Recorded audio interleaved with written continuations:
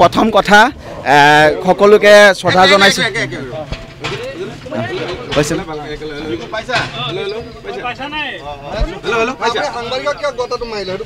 প্ৰথম কথাতে মই কোনো সাংবাদিকৰ গাত হাত দিয়া নাই। মই খালি কৈছোঁ মানে এটা নিউজত এটা শব্দৰ কাৰণে আমাৰ মছজিদখন ইয়াত আপোনালোকে জানে যে 1885 চনত ইয়াত বসতি কৰা মানুহবিলাকেই গৰাখহনীয়াত ক্ষতিগ্ৰস্ত হৈ চৰকাৰে 1958 চনত 78ত ইয়াত সংস্থাপিত কৰিছিলে। সেইটো সময়ৰ স্বাস্থ্যমন্ত্ৰী ডক্টৰ কোষেশ্বৰ বাদেৱে নিজে ইয়াত সংস্থাপন কৰিছে, অৰ্ডাৰ আছিলে, কিন্তু চৰকাৰৰ তথ্য এই মানুহবিলাকৰ বহু বছৰৰ পিছত সেই তথ্যটো নোহোৱা হৈছিলে। তো এনেকুৱা আৰু মছজিদ এটা আমাৰ ইয়াত আছিলে, জানে আমি মছজিদটো আমাৰ আৱেগৰ লগত জড়িত।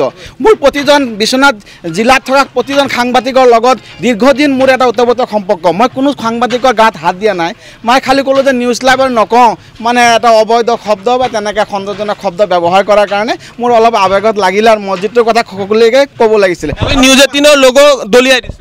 দলিয়াই নকওঁ বুলি কৈছোঁ, নকওঁ নিউজ লাইভ নহয় মই ঠেল জানো নিউজ লাইভত আৰু নাই। এক মিনিট, আপোনালোকেও জানে যে মোৰ বিহেভিয়াৰটো মোৰ আজি ধৰক সামাজিক জীৱন নাই নহয় আপোনাৰ নহয়। মই কৈছোঁ যে মই ভিডিঅ'টো চাব, মই মছজিদটো ভঙাৰ কাৰণে দিনে ৰাতিয়ে মানুহৰ পৰা 1 টকা আপুনি বৰ্তমান আৱেগিকভাৱে কৰিছোঁ। আপুনি বৰ্তমান কোন সংগঠনৰ লগত জড়িত?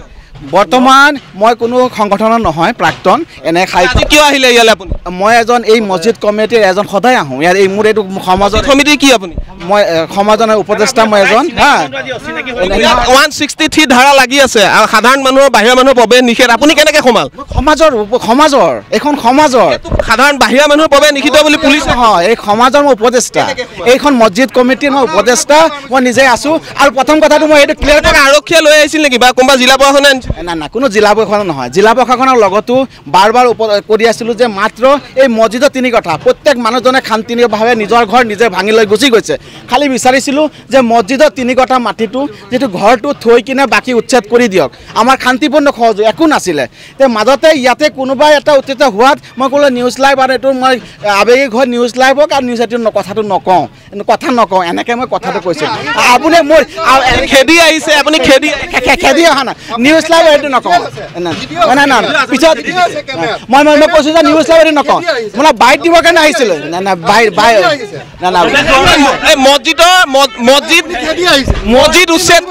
মছজিদ উচ্ছেদ কৰা বাতৰি কৰাটো সাংবাদিকৰ কি মানে অপৰাধ নেকি? না, প্ৰথম কথাটো যদি মোৰ বিহেভিয়াৰত মই যিটো বুজাব বিচাৰিছিলোঁ আৱেগিকভাৱে, যদি মোৰ আৱেগিকত কিবা যদি ভুল হৈছিল, মই সকলো সাংবাদিকৰ পৰা কৰজনে মনে কৰিছোঁ। মোৰ দীৰ্ঘদিনীয়া সামাজিক জীৱনত কোনো সাংবাদিক বা কোনো এজন ব্যক্তিয়ে ক'ব নোৱাৰে চাইফুদ্দিন আহমেদৰ ব্যৱহাৰ বা অভদ্ৰ ব্যৱহাৰ বা উত্তেজিত মনোভাৱ নহয়। আজি মই যথেষ্ট আৱেগিক আছিলোঁ, যাৰ কাৰণে হয়তো কথাটো যেনেকৈ উপস্থাপন কৰিব লাগিছিল মই উপস্থাপন কৰাত ব্যৰ্থ হৈছোঁ।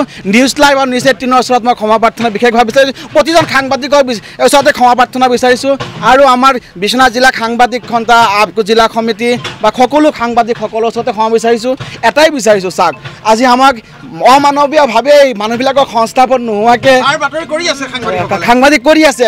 মানে কি হয়, কেতিয়াবা কোনো এজনে কি কৰে, ইয়াৰ মানুহখিনি খৰা সংখ্যা দেশীমূলৰ মানুহ, আপোনালোকে আচৰিত হ'ব, তথ্য আছে।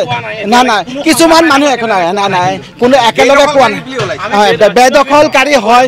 কিন্তু বেদখলকাৰীটো মানে কি হয়, নহয় শুনক, এতিয়া মই কথা হৈছে বেদখলকাৰীও নহয়। এইসকলক এসময়ৰ এটা চৰকাৰে 75 ঘৰ মানুহক সংস্থাপিত কৰিছিলে, বেদখল নহয়। আৰু সেই কথাটো কওঁতে বেদখল কওঁতে আৰু দেখিব কওঁতে PGR কেইটাত বসতি কৰি আছে, বেদখলে বুজায় চৰকাৰৰ দৃষ্টিভংগী।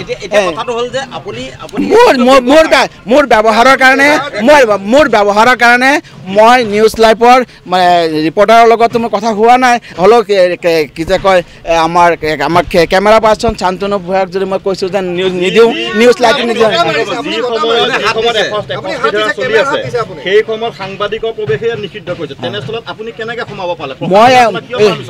মই মছজিদ কমিটি আমাক গৈ প্ৰশাসন মাতি লৈ গৈছিল, মাতি লৈ কৈছিল তেখেতসকলে DC IGP SP ইয়াতে আছিল যে এনেকুৱা কথা। আমিও চৰকাৰক জনাইছিলোঁ কি চৰকাৰে মানে যিহেতু মানি লোৱা নাই মছজিদটো উচ্ছেদ হ'ব, এই কথাটো জনাইছিলে। সেইটো সময়ত আমি যথেষ্ট আৱেগিক হৈ গৈছিলোঁ। বলডোজাৰ যেতিয়া মছজিদত লাগিলে, আপোনালোক জানে যে ধৰ্মীয়ভাৱে প্ৰত্যেকেই জড়িত যেতিয়া মছজিদত যেতিয়া আঘাত লাগে তেতিয়া মই ইমান দিন মই শান্তশিষ্টভাৱেই মানে এটা মোৰ স্বভাৱগতভাৱে মই শান্তশিষ্টভাৱেই এটা চৰিত্ৰ মোৰ কেতিয়াও মাৰপিট কৰা নহয় আজি তুষাৰ মোৰ নিজৰ ভাইটিৰ দৰে হেমন্ত দাৰ নিজৰ দাদাৰ দৰে তেখেতসকলৰ গাইডেঞ্চতে ইমান দিন মই ছাত্ৰ সংগঠন কৰি আহিছোঁ জাতীয়তাবাদী যুৱ ছাত্ৰ পৰিষদৰ পৰা মই ছাত্ৰ আন্দোলন আৰম্ভ কৰি সদৌ অসম সংখ্যালঘু ছাত্ৰী উন্নয়নৰ শেষ কৰিছোঁ আজি যদি লিখা মেলাৰ জৰিয়তে সাহিত্য সভাৰ লগত জড়িত মই কোনো সংগঠনৰ লগত জড়িত নহয় মোৰ ব্যৱহাৰৰ দ্বাৰা যিসকল সাংবাদিক বন্ধুসকলক মই আঘাত দিছোঁ বা মই জানি শুনিয়ে বা অজানিতে যিয়েই নহওক মোৰ দ্বাৰা যিটো ভুল হৈছে মই ভাবোঁ যে মোৰ ভুল হৈছে সকলোৱে ক্ষমা কৰিব আৰু ভৱিষ্যতে মোৰ দ্বাৰা এনেকৈ ব্যৱহাৰ নাপায় আৰু দ্বিতীয় কথাটো হৈছে যে মই এটা কথা ক'ব বিচাৰিছোঁ মই হ'লে যথেষ্ট আৱেগিক হৈছোঁ এতিয়াও মই আৱেগিক আছোঁ আপুনি আৱেগিক হৈছে আৰু আপুনি যিখিনি কথা ক'লে সেইখিনি কথা ইয়াৰ ৰাইজো আৱেগিক হৈ আছিলে আপুনি যেনেধৰণে ব্যৱহাৰ কৰিলে ৰাইজে যদি আমাৰ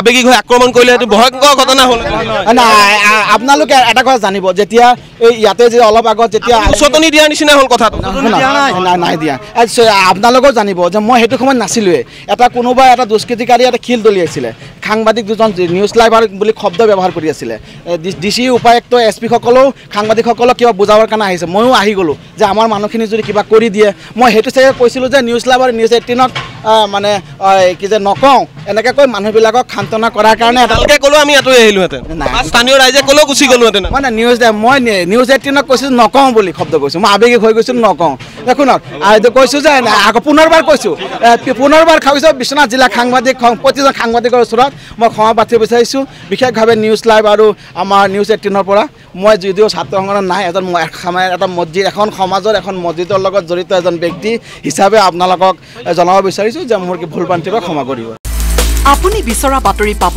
কেৱল নিউজ 18 এপত নিউজ 18 এপ ডাউনলোড কৰিবলৈ স্ক্যান কৰক এই QR কোড গুগল প্লে ষ্টৰতো পাব এই নিউজ 18 এপ